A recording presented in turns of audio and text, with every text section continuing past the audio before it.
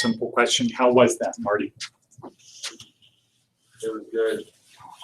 Okay. Did a good job of doing it. Okay, so let's start with question number 1. How was he as a presenter? Jesus. I like him. Okay. Did he get any emotions in you? Yes. Which ones? There are a lot of people laugh. Okay, so humor. How about you, Rashawn? Any emotions? Yeah, humor was one of them. Also, Okay. another one was what's the word I'm looking for? Fear? No, I just made that up. no, not necessarily fear. No, it's just kidding. I guess excitement on looking forward to Excitement? the knowledge that Okay. portraying. Okay, what would you say, Mark? Definitely humor. Okay, humor. I don't know. I just caught a lot of marketing pitches he was throwing in there. Okay. How about inspiration? Would that be? That's where I was looking for. Okay. So I think he did a good job of breaking it down to where here's what you need to do to be a leader. Find the people who want to be led, because the reality is people are pretty much sheep. That's kind of how we're conditioned. Most people don't want to lead. If we say, okay, who wants to be the boss of this project? Who wants to be the team leader? Most people say what? Not me. Not me. Okay, I'll go along. I'd rather not. I don't want to have that responsibility, etc. That's just how we're programmed. And it's the same thing in the animal world, right? Because who's the lead? What's the lead animal called? Alpha dog. Yeah, the alpha male. And what's the benefit of being the alpha male? Well, you are the first to get what you're looking for. I Okay, suppose. so you get to screw all the females. Well, yeah. Okay, and You have more benefits, more responsibility. excuse me, Phyllis. But that's what it is. That's the main benefit. So your genetic code is the one that gets passed on. And people are genetically programmed that everybody doesn't want to be the alpha male in the animal world. Too many chiefs, not enough Indians. That would be a thing, but that's sort of like that. But the alpha male is the If one. everybody was an alpha, then nothing would get done. Yeah, well, if everybody was an alpha, there would be almost no people because they fight to the death, right? Here, when too many chiefs and not enough Indians, usually the case is somebody wants to be the boss of part of it, right, but not have total responsibility. And this guy wants to be the boss of that part, and this guy, so it's like when we had the magazine. Everybody wanted to tell somebody else what to do on part of the magazine. But didn't want the responsibility if something went wrong. Of the whole magazine. But nobody wanted to be the person told what to do when there was only one person. If it was me and you, I'd rather tell you what to do than me do it. Right. And okay, so anyway, so as a presenter, do we think he was pretty good or not on a scale of 1 to 10? Wow. 8 was an 8. Okay, Mark? I definitely want to see more that he would present. Okay. Larry? He was a good talker. Scale 1 to 10. How was he as a presenter? 6. Okay. 8. Question mark at the end. Okay, Jesus. I would say about 8 or 9. Okay, so he was pretty good. Yeah, and so he's a marketing guy. So he has to be persuasive of people. And because that's what good marketing people do. What did he say? You take average ideas, right? Yeah, throw a lot of money at it. And throw a lot of money. Because if it's a complicated idea, what do people say? It's too complicated. Yeah, then they don't check the box. They don't do anything because they don't know what to do. Okay, so was he persuasive? Yes. Okay, what did he persuade you? Take that chance. Okay. Become that leader that you feel that you are, and move forward with that. Okay. All right. Marty's looking away. Were you persuaded of anything? Yes, it will just confirm the fact that people look to me like. Okay. All right. How about you, Matt? What comments do you have? Well, let's see. I liked his position on a lot of things. but, you know, I don't really see, I don't want to say the points, but the benefit of having people at TED Talks who are already leaders telling them to lead. Aren't they already the leaders who are sitting in that conference room? Well, okay, so the people at TED leaders. The people at TED are leaders in the things that they do. So a lot of them are university professors, so who are they leading?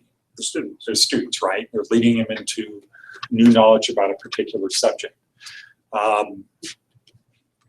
But do they do what he said they need to do?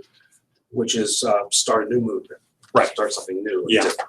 So now let's go back to the beginning. So what did he say we do?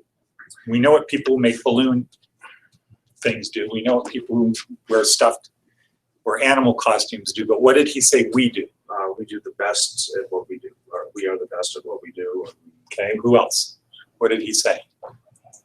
We try to change the status quo.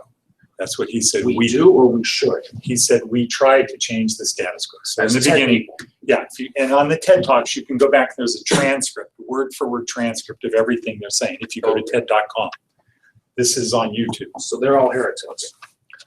Who? The people who try to change the status quo. Yeah, and he said that's, you know, a definition of you, if you're not changing the status quo, you can't by definition really lead. That's not exactly true because there are leaders of the people who are ahead of the status quo, right? But that's not what he's talking about. He's talking about creating change. And so the first part of creating change, he said, is you have to be willing to change the status quo. If you don't want to change the status quo, you're not really leading. But in an absolute sense, that's not true because there are people who lead the status quo, right? Let's talk about, for example, Donald Trump. Is he more of a heretic or status quo? I would say heretic right now. Okay. Why? What was the status quo with the Republican Party? Well, basically, status quo would be let's not piss Or the who? immigrants- Let's say don't who. piss the immigrants off. Okay. Who was the status quo? Well, it was Mitt Romney 4 years ago. Before Right now, in this one. Right now, Trump's the status quo. No. He's in the lead. No, he's still a heretic. But the status quo before was Jeb Bush, right? Rubio, There were all the That's guys. the problem. There's 8 different status quo guys splitting the vote. But okay. So they were the status quo. Here's how the system works. This is what Republicans believe. And he came along and said, what? Red meat, you know. I mean, the immigrants, get them out of here, you know, and Immigrants. change, taxes, everything. I mean, Yeah. you know, He didn't want to keep the status quo. And he's a guy who's never been elected to any office.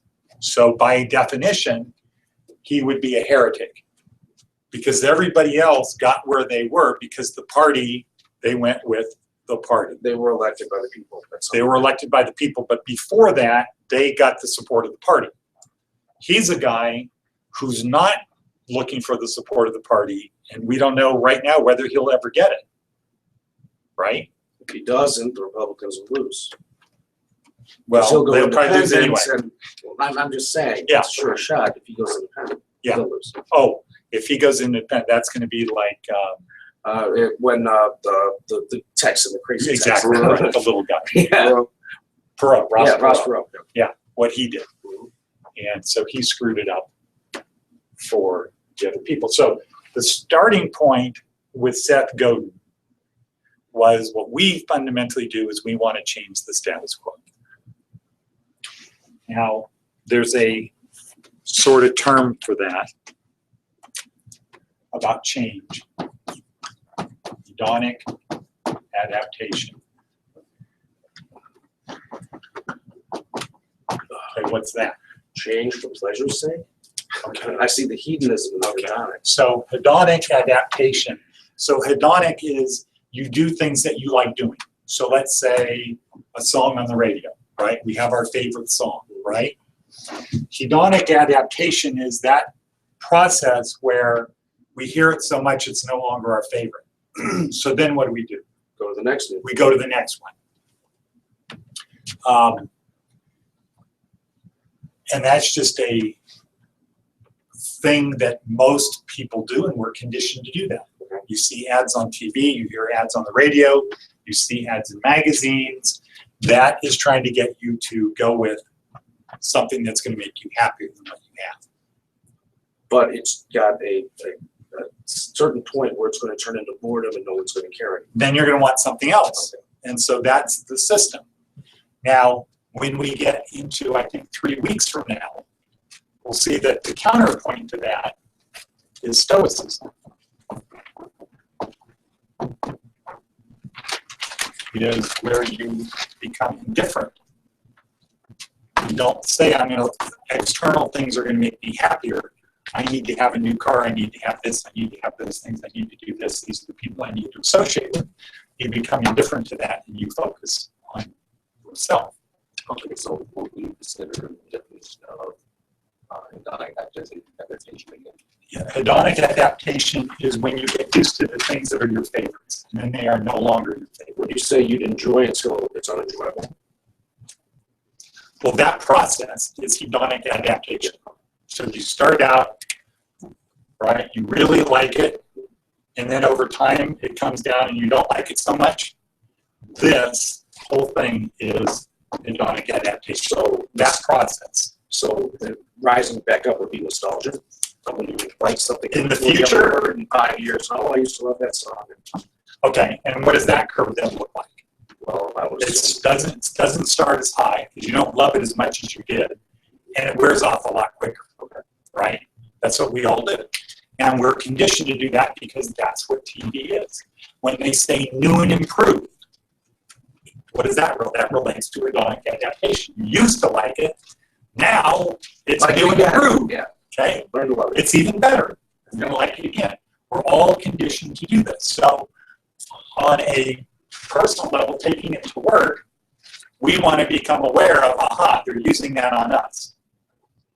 But we need to get that this is how other people act.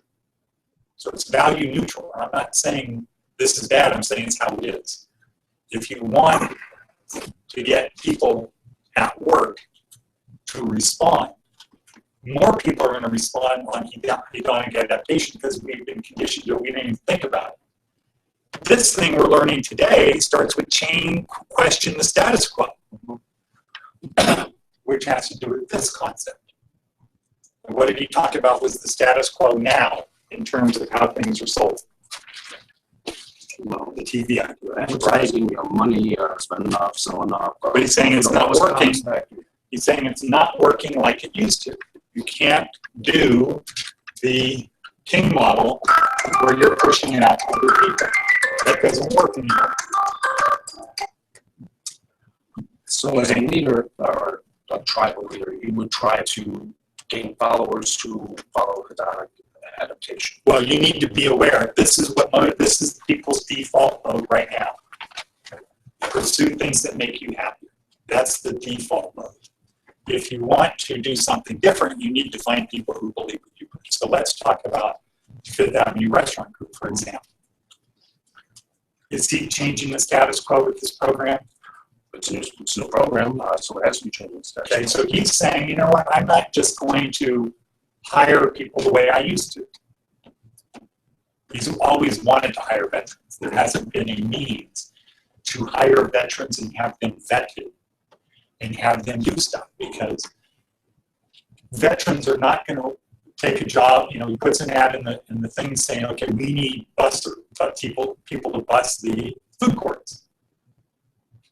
The only veterans that would show up for that are people really desperate, right? Okay. But he didn't have a management program, didn't have a way of vetting people, and more importantly, didn't have a way of getting people to learn the skills that he needs for his restaurants for the future and he needs today. Which is when you have 50 restaurants, can the cloud help you run your business? Sure. Absolutely. How many of your 900 employees, or let's say 250 management employees, how many of those people have any knowledge of the cloud whatsoever? Very few. How many of them could type more than 20 words a minute, do you think? Cooks, the chefs, the managers, very few. Yeah, Okay, they know the restaurant business. Okay, but the restaurant business is changing. So the changing the status quo is, instead of not hiring vets because I don't have a position for them, because I can't train them, and because they don't want to do the jobs that I have. Morning, Dave. Instead of doing that, I'm going to find the people who believe what I believe, which are veterans. Okay? His big thing is the Army changed his life. He was going down this path. He got in the Army. That got him on this path. It got a lucky break where he was at the Army base he was in. That then got him an opportunity to work for a company called ARA, which then got him to do this. He met other guys that did that. They went into this business. They opened up 80 cookie places, 80 in shopping malls, 80 cookie, what are they called? Cookie stores, cookie shops, whatever. Sold those for a tremendous amount of money to Mrs. Fields, right? And then got into a different type of business that he ultimately settled on. Food courts in casino, big major properties. So he's not trying to hire workers, he's trying to hire leaders, trying to hire people who can move up the company. Right. So he can continue just to hire people that he's doing, but they don't work their way up. And if you think about it, a program where you could hire veterans, right? And on the Seth Godin thing, these are people who you have something in common with, right? They know how to take an order. They have discipline. They've gone through stuff, whatever. There's a common thing. It's a solution to a problem. How can I get people who have these skills and get them into my program, and over a 2, 3, 4, 5, 10, 20, whatever year period, get them up into positions, and maybe I can have 1/3 of all my employees as veterans. End up having 1,500 employees, and 500 of them are veterans. Where does that put him in terms of how the VA feels? Happy. He's the big hero. Yeah. Right? And what about his personal legacy? Does he feel like he's given back for something that changed his life? He's changing the world one play at a time. Yeah. So this would be an implementation of the Seth Godin thing. He's not looking to get everybody into a management program. Who's he looking to get? People who believe what he believes, right? That there is special value to being in the armed services and having gone through that experience of being in the armed services. So it's hiring based on philosophy. Well, yeah, I guess in a sense it is hiring based upon that, but it's doing what Seth Godin said. Find the people who believe what you believe. And the believe what you believe isn't about the restaurant business. It's about personal values, discipline, the things you need to do, etc. Okay, so it's break time. We're going to come back. We're going to start watching Emily Salisbury again. And she's going to come here around 10:30. She might be early, she might be late. So we're then going to have a chance to talk to her about the one we already saw. Yeah. So she will be here. And so That'll be fun.